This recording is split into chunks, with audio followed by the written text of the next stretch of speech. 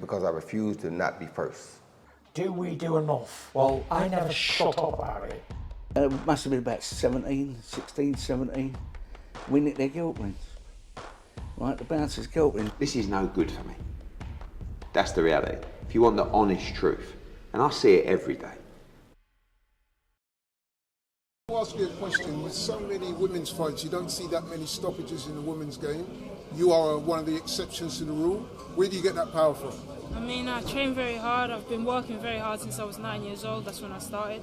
I was always, taught the boxing, but I was always pressed on me to maintain physical strength, and always strength trained since I was young. And I think it's paying off now. What do you think of Katie Taylor's performance against Chantel Cameron?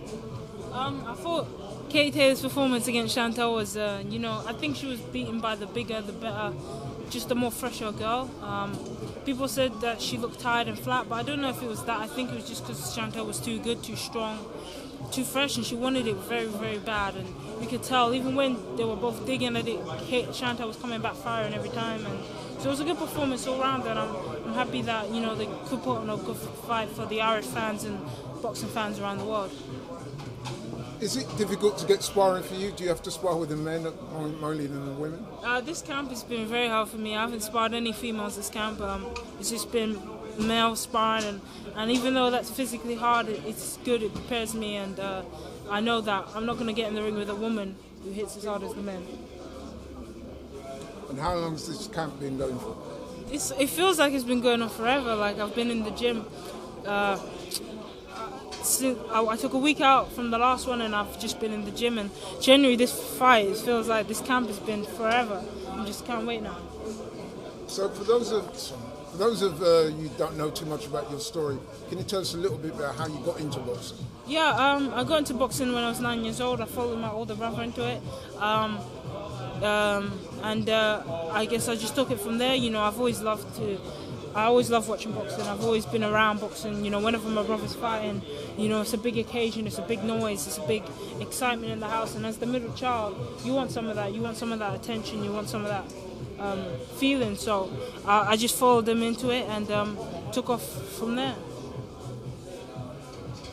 Your trainer Shane and yourself have kind of said, look, I want to be in with Mikaela, like pretty much as soon as possible. Look, you've got the ability, but maybe not the experience just yet. But do you feel that the ability kind of overlaps the experience and the need for it? Yeah, 100%. Ability definitely overlaps experience. I mean, the experience that I would take going into that fight is obviously the fights I'm having now with Yanina, Lascano, and the Olympics and the amateurs. I fought the best in the world, and I love that feeling of turning up to a tournament. And you could be fighting the number one seed, the best in the world, the Olympic champion. And when you're going into fights like that, you don't worry about experience. You just say, all right, this is it. I'm coming in there. I'm going to give it my best, and that's usually enough. Had Ellie Scotland winning a world title, fulfilling her dream, but if that Mayer fight can't be made, when do you think you do fight for a world title, and how many fights do you think it is?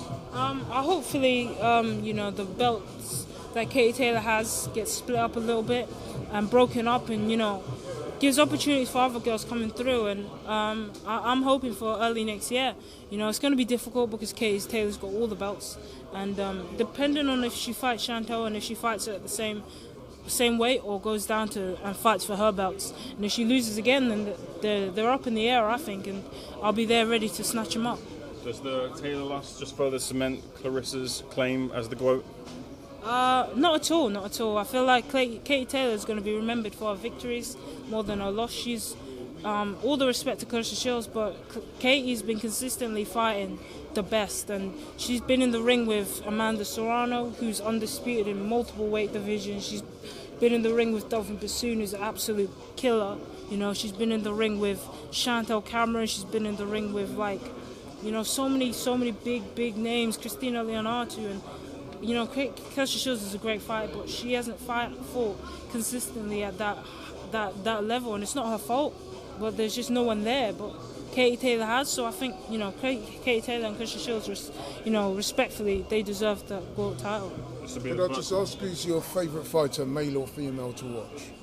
I've got so many, man. I can list them off. Naoe Inoue, Virgil Ortiz, Errol Spence, Terence Crawford, Shakur Stevens. The list goes on. It's impossible. You can't Who name you it. got in that fight, Spence or Crawford? Oh, that's a hard one. I think it's too soon to call now. I always like to see how people are on fight week, see their energy, see how they are, and I think right now I'm stuck in the middle. Caroline, this will be the first fight camp that you've done without your brother in the gym as well. How's that been adjusting with him not being there this time around? It's been perfectly fine, it's not a problem for me, I don't train hard when my dad or my brother are there. I train hard, period. I work hard because this is for me. I stepped into this boxing game and I was the only one to say I wanted to box. So the motivation, the drive that comes from me, and I'm so grateful to God and grateful that He has given me this ability. He's given me this drive that I don't know where it comes from sometimes, and all thanks, goes to Him. I imagine it would have been a slight distraction in a sense, just dealing with that, and having a fight on the horizon too. Sorry, what? Is it not a slight distraction? Obviously, if you love you keep your mental resolve, but has there been any sort of distraction at all that in the background? Oh, no. What would you say is your long-term game? Obviously, you want to win a world title, but in order for you to come out the game having achieved your ambitions, what would you say they are? I think when I retire, I want people to say she was a great fighter, period. Not male, not female, just great.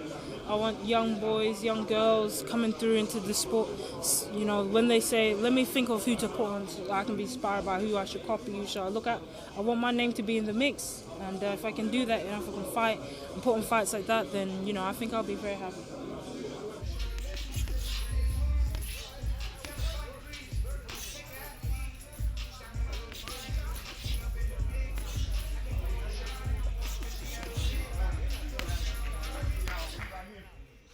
Because I refuse to not be first.